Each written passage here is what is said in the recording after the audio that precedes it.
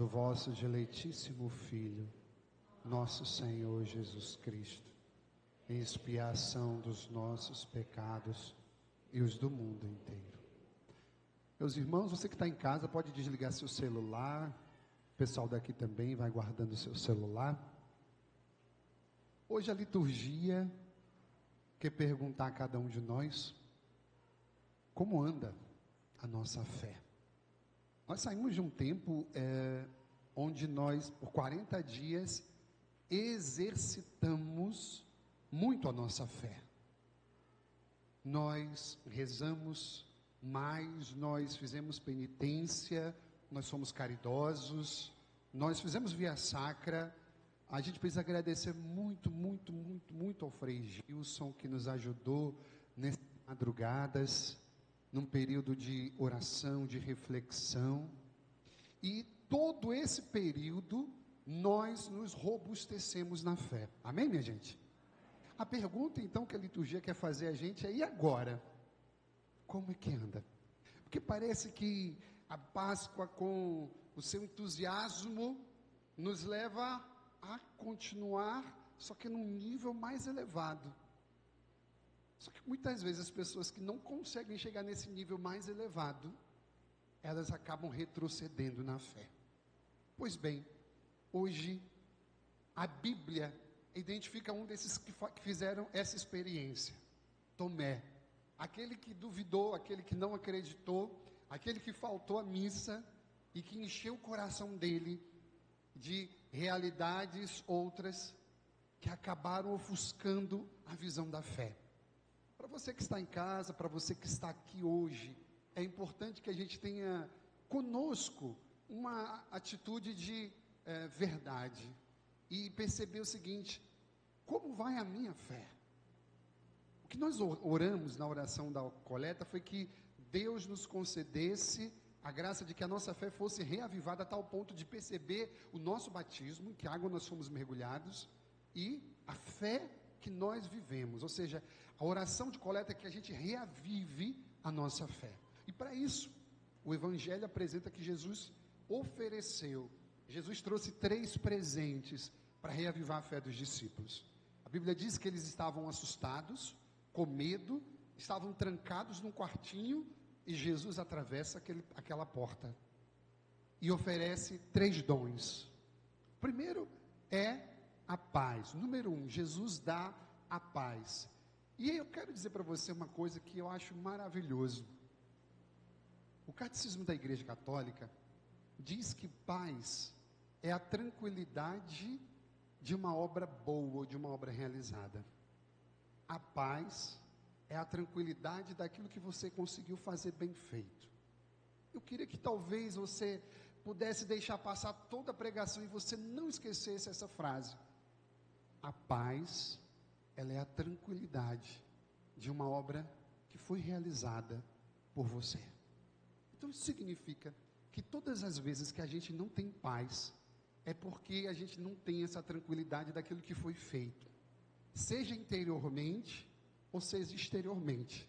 Às vezes, quando a gente faz uma lista de coisas que a gente precisa realizar, ou uma atividades às quais nós não conseguimos dar conta, e isso tira a nossa paz. Isso é natural. Ou seja, a gente fica preocupado em conseguir fazer aquilo e dar conta daquilo que exigiram de nós. Pois bem, todas as vezes que eu consigo realizar, eu consigo ter uma tranquilidade. E a igreja então está dizendo na sua riqueza que essa tranquilidade ela é fruto do ressuscitado. Em outras palavras, as cartas de São Paulo vai dizer que a paz ela é fruto do Espírito Santo. São Paulo vai dizer também que a paz é fruto de uma fé em Jesus. Então a gente tem 3 informações para resumir esse primeiro presente que ele nos dá. Jesus dá a paz para a gente. Mas como é difícil a gente acessar essa paz. Se você está muito agitado, se você está muito preso nas coisas que você ainda precisa fazer, você tem que entender que a paz, ela é acessada dessas 3 formas. Quando eu tenho tranquilidade pelo trabalho realizado, quando eu tenho a atitude de receber o Espírito Santo, porque é o Espírito Santo quem dá a paz, e acima de tudo, quando eu renovo a minha confiança em Deus. Porque muitas vezes a gente perde a paz. A gente perde a paz porque lá no trânsito, a gente viu que ali vai ter mais 2 horas de atraso e você não vai conseguir chegar no seu compromisso. Você não vai conseguir realizar aquilo, e aquilo vai angustiando a gente, não é verdade?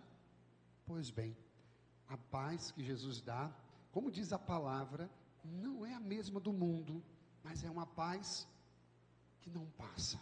Isso significa que é impossível que a gente não saiba conjugar, que as realidades exteriores não sejam capazes de atingir a mim. Ou seja, eu preciso entender que a paz não é a ausência de problemas ou de situações difíceis, desafiadoras. Elas sempre vão existir. O que o Padre está lembrando é a paz que Deus nos dá é fruto do Espírito. Quando nós temos a consciência que a nossa confiança em Deus vai nos levar a fazer aquilo que é preciso ser feito. Talvez a gente não consiga chegar no compromisso, talvez você não consiga dar conta de tudo, mas você vai se entregar ao máximo para que isso aconteça. E se não conseguir, você vai ter paz. Mesmo quando você vê o seu filho caminhando por uma estrada que você jamais ensinou, a tua confiança em Deus, em saber que você fez o que precisa ser feito, vai existir. E isso como fruto te trará a paz.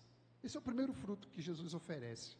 Depois a Bíblia diz que Jesus sopra e oferece o Espírito Santo. Quando Jesus faz isso, nós recordamos do ato de Gênesis, lá quando no primeiro dia da semana, o Espírito Santo pairou sobre todas as coisas.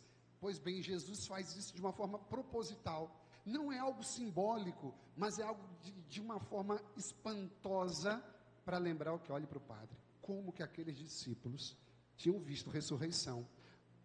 Poucos domingos atrás, 6 domingos ou 7, subiram e viram no Monte Tabor a transfiguração.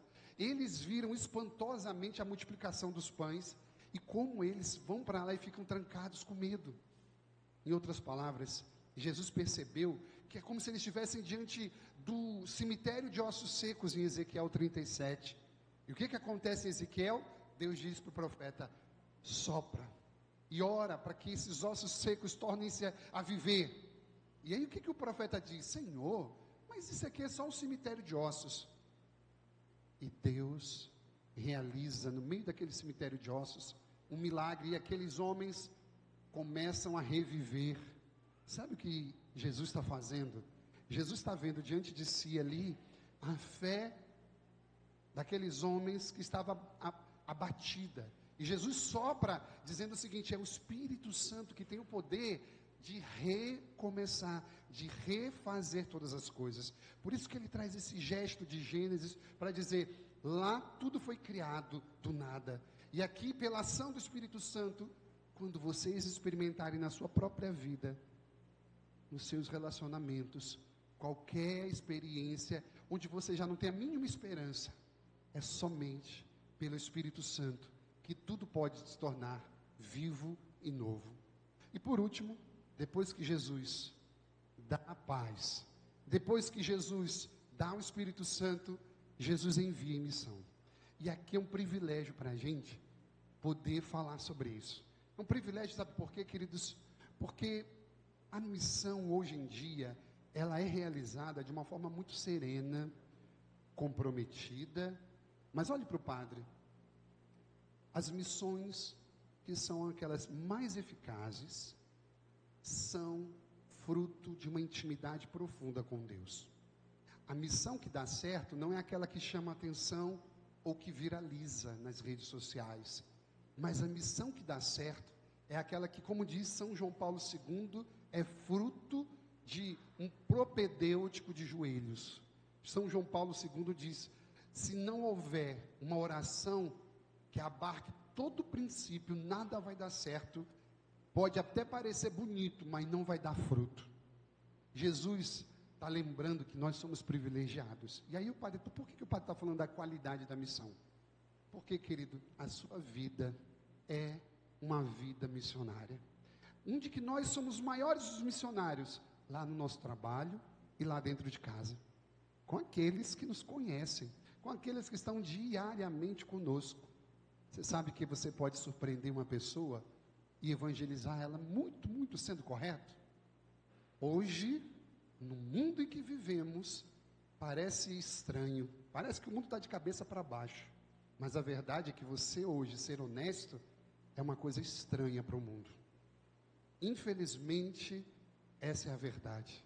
Mas o padre quer dizer para você, antigamente, quando se falava cristão católico, cristão evangélico, você olhava para aquela pessoa e você tinha um respeito, porque ali tinha alguém digno, eticamente correto, e alguém que estava falando a verdade. Hoje em dia, é uma tristeza. Sabe o que significa? Você pode evangelizar dentro do seu trabalho, quando você não tira nada que não te pertence para levar para casa. Sabia disso? Hoje você pode evangelizar bem, quando você encontra todo mundo contribuindo para que a guerra aconteça, para que as pessoas sejam crucificadas. Você é ali iluminado por Deus, e você tem uma palavra de Deus para ir contra tudo aquilo que está sendo feito, de humilhação, de exposição. Sabe, meus amados irmãos e irmãs, a missão a qual Jesus nos convida é algo que é próprio da vida da gente. Quem ama Jesus não precisa fazer esforço. Quem ama Jesus não precisa fazer esforço para ser missionário. Sabe por quê? Porque vive como ele viveu. Jesus estava adiante, a gente viu isso alguns domingos.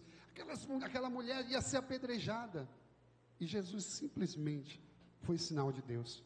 Então, se você é muito próximo de Jesus, não precisa ter medo com missão. Não precisa ter medo, sabe por quê? Porque a tua vida já é uma missão. Mas aí você pode dizer, padre, às vezes a gente não é tão missionário porque falta fé. Porque às vezes a gente não está tão firme. Às vezes a gente está igual Tomé. O que Tomé foi fazer, minha gente? Vocês perceberam que no domingo passado, o Evangelho disse assim, no primeiro dia da semana. Hoje, no primeiro dia da semana. Domingo que vem vai ser assim também. No primeiro dia da semana. Esse primeiro dia também faz uma relação com Gênesis, que no primeiro dia Deus criou tudo. Ou seja, a ressurreição, ela é a criação e a recriação, como nós cantamos no canto de entrada. E o que é importante a gente entender? Que é justamente por isso que nós cristãos guardamos o domingo, e é nesse dia que Jesus aparece para a gente. Onde estava Tomé, por conta da sua fragilidade, da sua dúvida, foi embora. Quando voltou, os discípulos estavam contagiados, impactados, e ele mesmo assim duvida. Nós estamos falando de Tomé.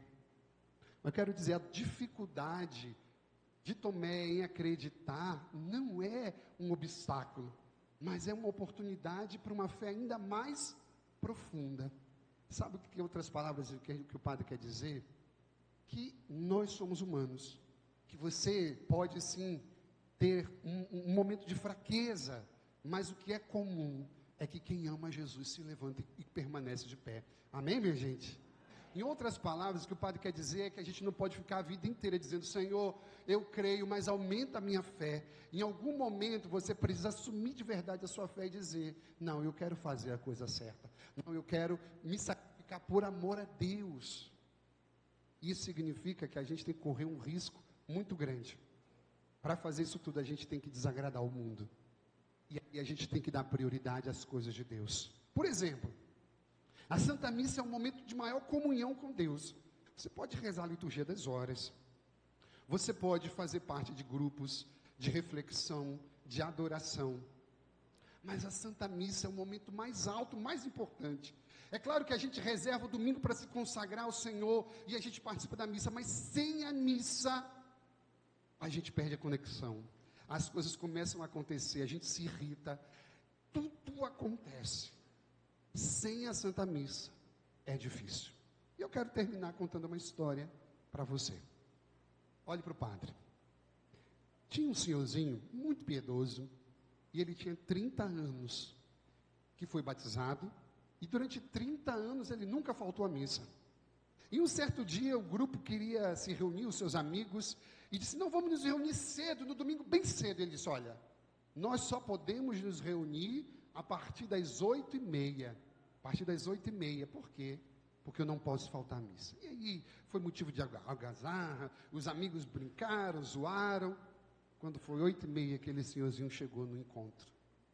E aí os amigos Começaram a zoar. E aí, me diga uma coisa. E aquele senhorzinho meio acuado falou, pode falar.